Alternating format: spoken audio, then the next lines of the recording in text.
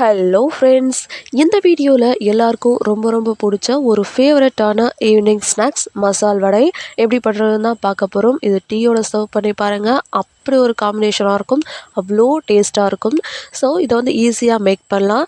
So இந்த simple and டேஸ்டியான பருப்பு வடை எப்படி பண்ணுறதுன்னு பார்க்கலாம். வாங்க வீடியோக்குள்ளே போகலாம். இதை பண்ணுறதுக்கு நான் வந்து 1 கப் அளவுக்கு கடலைப்பருப்பு எடுத்திருக்கேன். அதாவது 200 கிராம் அளவுக்கு எடுத்திருக்கேன். இதை வந்து ஒரு பவுலில் சேர்த்துட்டு தண்ணி சேர்த்து இதை வந்து ஒரு 2 to 3 ஹவர்ஸ்க்கு வந்து நம்ம ஊற வச்சுக்கலாம். குறைஞ்சபட்சம் இது 1/2 அன் ஹவராச்சும் ஊறணும். நான் வந்து 3 ஹவர்ஸ் வரைக்கும் இதை ஊற வச்சுருக்கேன். இது வந்து இப்போ நல்லா ஊறட்டும். 3 ஹவர்ஸ்க்கு அப்புறம் பாருங்கள், நல்லா ஊறி வந்திருக்கு. இப்போ இதை வந்து ஒரு 2 to 3 டைம்ஸ் நல்லா வாஷ் பண்ணிவிட்டு இதில் இருக்கக்கூடிய தண்ணியை வந்து நம்ம ட்ரைன் பண்ணி எடுத்துக்கலாம். இப்போ இது வந்து தனியாக இருக்கட்டும். அடுத்ததாக ஒரு மிக்ஸி ஜாரில் 4 வரமிளகா, அதாவது காஞ்ச மிளகா, இது கூடவே வந்து ஒரு 7-8 பல் பூண்டு தோல் நீக்காமல் சேர்த்துருக்கேன். இது கூட ஒரு பெரிய துண்டு இஞ்சி தோல் நீக்கிட்டு குட்டி குட்டியாக கட் பண்ணி சேர்த்துருக்கேன். இது கூடவே வந்து கொஞ்சமாக கருவேப்பிலை சேர்த்துக்கலாம். இது கூட 1 டேபிள் ஸ்பூன் அளவுக்கு சோம்பு பெருஞ்சீரகம் சேர்த்துக்கலாம். இது கூடவே 1 டேபிள் ஸ்பூனுக்கும் கம்மியாக வந்து நான் கல் உப்பு சேர்த்துருக்கேன். உங்களோட டேஸ்ட்டுக்கு ஏற்ற மாதிரி சேர்த்துக்கோங்க. இப்போ இது எல்லாத்தையும் சேர்த்துட்டு இதை வந்து கோர்ஸாக அரைச்சி எடுத்துக்கலாம். பாருங்கள், அரைச்சி எடுத்துகிட்டு வந்தாச்சு. அடுத்ததாக நம்ம வந்து ஊற வச்சு எடுத்து வச்சுருக்கக்கூடிய கடலைப்பருப்புலேருந்து ஒரு 2லேருந்து 3 டேபிள் ஸ்பூன் அளவுக்கு மட்டும் தனியாக எடுத்து வச்சுட்டு மீதி இருக்கக்கூடிய கடலைப்பருப்பை வந்து இந்த கோர்ஸாக அரைச்சிருக்கக்கூடிய மசாலாவோடு சேர்த்து நம்ம அதை வந்து அரைச்சிக்கணும். அதாவது ஃபஸ்ட்டு வந்து தண்ணி சேர்க்காமல் அரைச்சிக்கோங்க.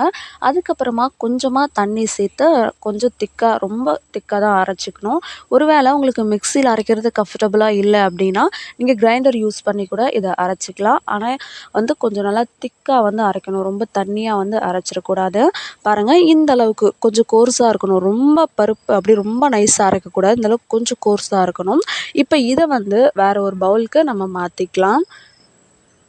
அடுத்ததான் இது கூட பொடியாக நறுக்கிற பெரிய வெங்காயம், இது கூடவே பொடியாக கட் பண்ணி வச்சுருக்கக்கூடிய பச்சை மிளகாய் சேர்த்துக்கலாம். இது கூட கொஞ்சமாக கொத்தமல்லி, அதுக்கப்புறம் புதினா, ரெண்டுத்தையுமே வந்து பொடியாக கட் பண்ணிவிட்டு இதோட சேர்த்துக்கலாம். இது கூடவே வந்து நான் கொஞ்சமாக மிளகாத்தூள் ஆட் பண்ணிக்கிறேன். சேர்க்கணும்னு அவசியம் இல்லை, இருந்தாலும் காரம் கொஞ்சம் என்ஹான்ஸ் பண்ணுறதுக்காக நான் சேர்த்துருக்கேன். அடுத்ததாக இது கூட நம்ம எடுத்து வச்சுருக்கக்கூடிய கடலைப்பருப்பை வந்து சேர்த்துக்கலாம். சேர்த்துட்டு இதை வந்து நம்ம நல்லா பிசைஞ்சு விட்டுக்கலாம். நீங்கள் வந்து இது மாவு அரைக்கிறப்போ கொஞ்சம் தண்ணி எக்ஸ்ட்ரா ஆயிடுச்சு அப்படின்னா நீங்கள் அரிசி மாவு இதோட சேர்த்துக்கோங்க. அந்த திக் கன்சிஸ்டன்சி கரெக்டாக வந்துடும். இப்போ இதை வந்து நல்லா பிசைஞ்சிட்டு இந்த மாதிரி கையில் எடுத்து பாருங்கள். வடை தட்டுறதுக்கு கரெக்டான பதத்தில் இருக்கா அப்படின்னு செக் பண்ணிக்கோங்க. எனக்கு வந்து கரெக்டான கன்சிஸ்டன்சியில் இருக்குது. அடுத்ததாக நம்ம வடை வந்து பொரிச்சு எடுக்கிறதுக்காக நம்ம ரெடி பண்ணிக்க போகிறோம். அதுக்கு வந்து தேவையான அளவுக்கு நம்ம இதை மாவு எடுத்துக்கலாம். உங்களுக்கு எந்த அளவுக்கு பெருசாக வேணுமோ அந்த அளவுக்கு எடுத்துகிட்டு அதை வந்து நல்லா பால் ஷேப்க்கு கொண்டு வந்துட்டு அதுக்கப்புறமா இதில் லைட்டாக வந்து நம்ம அழுத்தம் கொடுத்தோன்னா போதும். ரொம்ப தின்னாக வந்து இருந்துடக்கூடாது, கொஞ்சம் திக்காக தான் இருக்கணும். அப்போ தான் சாப்பிட்றப்போ நல்லாயிருக்கும். பாருங்கள், இந்த அளவுக்கு கொஞ்சம் திக்காக வந்து நம்ம இதை ரெடி பண்ணி எடுத்துக்கலாம். இதே மாதிரி மீதி இருக்கக்கூடிய எல்லா வடையுமே வந்து நம்ம இந்த மாதிரி கொஞ்சம் திக்காக வந்து ரெடி பண்ணி எடுத்துக்கலாம். பாருங்கள், எல்லா வடையுமே வந்து ரெடி பண்ணி எடுத்தாச்சு. அடுத்ததான் ஒரு கடாயில் இதை பொரிக்கிறதுக்கு தேவையான அளவுக்கு எண்ணெய் சேர்த்துட்டு எண்ணெய் நல்லா சூடானதுக்கப்புறமா இதில் நம்ம ரெடி பண்ணி எடுத்து வச்சுருக்கக்கூடிய வடை எல்லாத்தையுமே வந்து ஒன்றா உள்ளே சேர்த்துக்கலாம்.